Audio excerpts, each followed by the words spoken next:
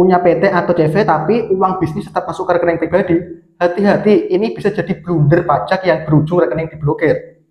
Banyak yang berpikir, kan saya tetap bayar pajak badan, harusnya nggak masalah kan?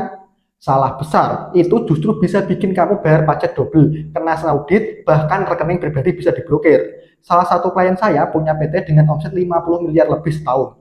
Ada rekening perusahaan, tapi semua pemasukan tetap masuk ke rekening pribadinya. Alasannya lebih fleksibel, lebih gampang ambil uang, lebih nyaman, dari dulu sudah begitu. Karena dia tetap bayar pajak badan usahanya, dia pikir aman-aman saja. Sampai suatu hari Dijen Pajak datang. Kenapa? Rekening pribadi klien saya terpantau menerima miliaran rupiah setiap bulan. Bank wajib melaporkan transaksi mencurigakan ke PPATK dan Dijen Pajak. Omset besar, tapi rekening bisnis sepi. Ini mencurigakan. Hasilnya, Dijen Pajak curiga, ini uang dari mana? Kenapa masuk ke rekening pribadi bukan rekening perusahaan? Dianggap ada penghasilan pribadi yang belum dilaporkan pajak. Tagihan pajak tambah, denda mencapai 5 miliar, rekening pribadi diperiksa terancam diblokir. Kenapa ini berbahaya? Kalau uang bisnis masuk ke rekening pribadi, Dijen Pajak bisa berpikir begini, kalau ini uang perusahaan, kenapa masuk rekening pribadi? Kalau masuk rekening pribadi, berarti penghasilan ownernya.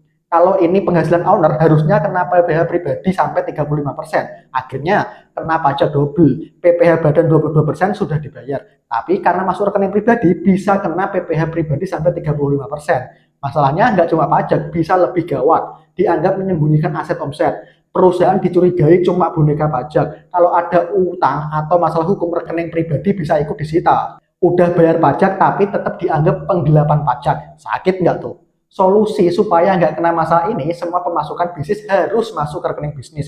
Jangan pernah campur uang bisnis dan uang pribadi. Mau ambil uang, pakai mekanisme yang benar. Opsi 1, ambil gaji sebagai direksi. Opsi 2, ambil dividen. Kelola laporan keuangan dengan benar. Omset sudah miliaran, harusnya dikelola secara profesional. Kalau mau bayar pajak lebih hemat, gunakan tax planning yang benar sejak awal.